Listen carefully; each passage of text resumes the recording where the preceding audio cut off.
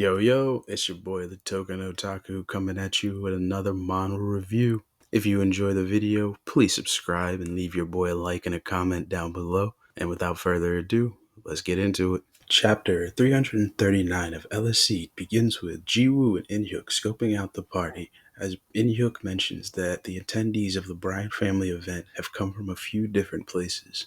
Jiwoo inquires if he knows them, and he answers that he knows some of the groups and that they hold significant influence. The Bryant family head enters with everyone from the meeting in the previous chapter. He thanks everyone for coming and announces that everyone was invited to create a new alliance.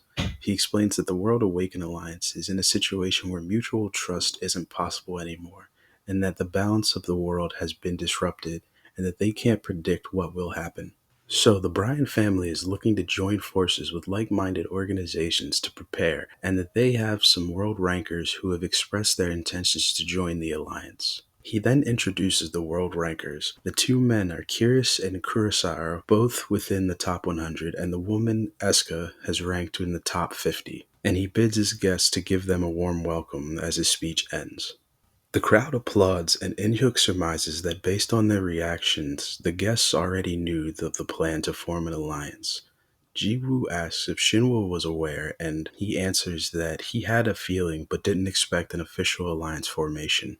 Jiwoo asks if Shinwo is considering joining, and Inhyuk explains that it would be difficult due to Shinwo currently trying to unite the organizations of Korea, and that if they join another alliance, it could weaken their cohesion. He then says they should quietly observe before leaving, since they won't be joining, and Jiwoo agrees with this. The chapter then cuts, and it seems the event is in full swing as Arthur approaches Jiwoo, and Jiwoo asks if Arthur shouldn't be meeting the guests. Arthur replies that if he got involved, it would make things more uncomfortable. He then asks Jiwoo if he's uncomfortable in the event. Jiwoo expresses that he is, and that he wasn't expecting the announcement. Arthur explains that their invitation was a sudden decision, and that originally it was just going to be organizations that were friendly or had already discussed it. Jiwoo says that it's probably best they leave, as the event is for people with the same vision and they don't belong. Arthur understands and thinks that the family head wanted to persuade Shinwa by showing them the alliance firsthand, but they seem to want to leave as fast as possible instead. Arthur tells them that he'll see them off and explain to the family head. As he begins to lead them out, they are called out to by Vesper, who asks where they are going. Jiwoo says that they are leaving and that it doesn't feel like they belong. Vesper says that they were formally invited and that leaving without saying anything is rude, as Arthur says that he was going to explain everything to the family head, so it's fine. Vesper becomes irate and tells Arthur to know when to step back, and inquires who he is to decide that on his own. Curious then asks the family head who's causing the commotion, and he says that it is Shinwa. Curious then says that he has heard of them, and that they've begun to make a name for themselves, and the family head says that that is why that they were invited to join. Eska comments that things must be urgent if they are calling on organizations that are just starting to get noticed. We then cut back to Jiwoo saying that he had asked Arthur to take them back, and this wasn't what he had expected when they were invited, and since they won't be joining, he thought it would be better for everyone if they left. After a moment, he then asks if there's a problem with them leaving. Vesper then thinks that he is an arrogant child, before noticing that everyone is watching the commotion, and that if she backs down now, she would look like a disgrace as an heir. She then says how dare they refuse the hand extended to them by the Bryan family, and that they were invited as a special gesture because Shinwa has been gaining attention, but they don't know their place.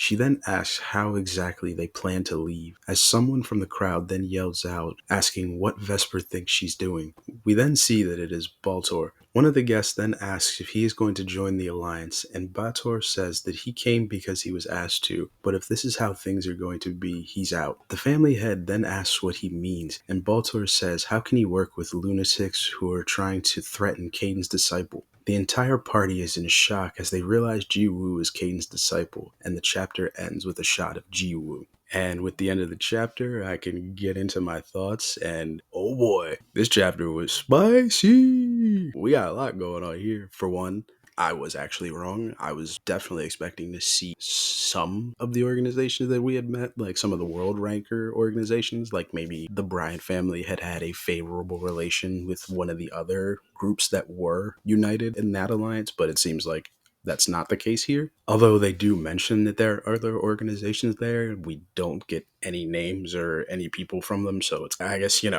you got to take it how you can. We do know that there are other organizations here, and none of them are anybody that Jiwoo knows, so there's potential for more new people and new abilities to be popping up soon. I'm still in disbelief about how no one knows what Jiwoo looks like, because how, I'd say how infamous Caden is. I would imagine that once people found out that he had a disciple, everyone would know what he looked like, because all the other disciples of like really powerful people just seem to be known by sight almost. Like they don't even need to drop their name. And then on top of that, they had heard his name, so it was weird that they didn't immediately know that, oh, this is Caden's disciple, the one who just beat Duke and has been literally blowing up constantly. But I guess that comes down to the fact that maybe they don't really use technology and social media like that, but they have phones. And off of that, though, seeing my boy Ji Woo stand up for himself, like finally he's starting to get a little bit of, poking the chest out. Like he ain't about to let nobody talk sideways to him no more. My man was said, I'm leaving. You ain't about to stop me.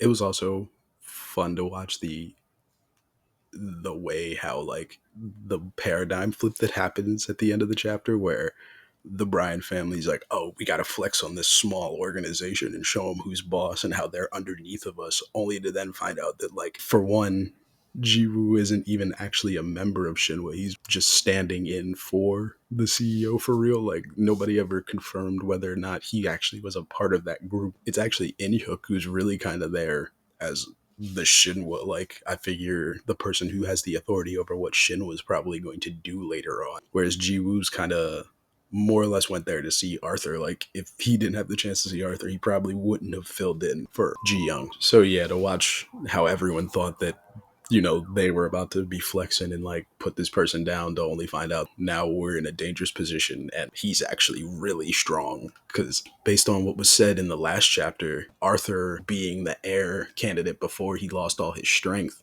would mean that she is technically weaker than Arthur was back then.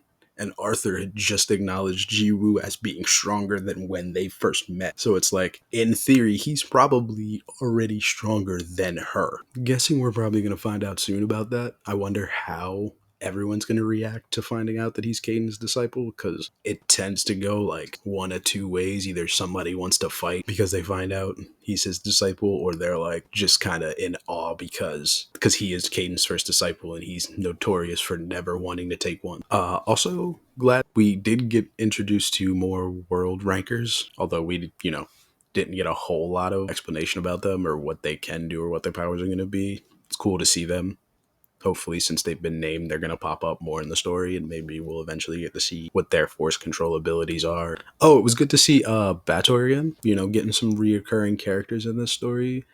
Seeing Bator and Inhyuk. I know Inhyuk was in the last chapter, but this chapter he really got to actually speak and, be a character again, instead of just being like a bodyguard in the background, how he's kind of been relegated to in more recent chapters. So yeah, it's very good to see, like I was talking about, characters from earlier on in the story now coming back in. Not that he ever lost prevalence or like importance in the story, it just felt like he kind of fell back. Like after we did Korean Awakener School, where he was like straight up comedic relief and one of the funniest characters. Like he's always been one of the funniest characters, but in that arc he was top tier funniest guy. It's good to see him coming back. And also Bator, who was kind of an antagonistic force when we first met him, but now we see him, I guess, kind of in a certain sense helping. But in reality, I see it as he probably really was like, man, I'm not trying to team up with these people. I don't even want to see Caden again in my life. That man scarred me. I do believe that is all my major thoughts on the chapter itself. And with that out of the way, I'm finally going to talk about this because I try only to talk about it towards the very end. Bruh, the fits in the past couple chapters have been crazy. Like, Ji-Woo got that shit on right now. Between this chapter and the last one, they were like, we gotta make this boy drip. Like, and not even just him. Bator's suit is crazy. The drip for the characters has been immaculate recently. But off of that note, my predictions are more than likely probably there's going to be a confrontation that happens here. I wonder who it's going to come from, whether it's going to be one of the world rankers who are going to want to fight Jiwoo because of Caden's status and Jiwoo being his disciple, or it's going to be that Vesper now has to fight him because if they, once again, like how she was thinking, if I back down now, we look bad in the eyes of all these people we're trying to impress right now. Either that or they let them go and, like I said, they look bad in front of the people that they were supposed to make a deal with. And then now there's like some revenge plot that is hatched against Jiwoo or like Shinhwa. And now they have to fight with the Bryan family. And that's like where the next arc is going, which I can see it doing that. This organization collapses because of what happens right now. And then going into the next arc, it's the Bryan family trying to like reestablish that they're like top dog by like conquering Shinhwa and maybe even trying to take over South Korea and maybe trying to take over that territory to like show their flex that like, yeah, we're actually like strong enough. But then, they're obviously going to get defeated by everyone because they're not the good guys in this story. And probably Arthur will end up being the new head of the Bryan family after everyone is defeated. However, that's like long in the future predicting, like maybe in a year. But maybe Arthur will not make it. Then the Bryan family will just be wiped out. Or maybe that's not what's going to happen. And I'm completely wrong about how things are going to go. Only time will tell. But with that, it's been your boy, the Token Otaku. If you made it this far into the video, please leave your boy a like and subscribe and hit that notification so you know whenever a new video pops out. And if you have any thoughts on the chapter or about anything that I may have said or thought, or maybe even your own predictions, please leave a comment down below. And with that, peace out.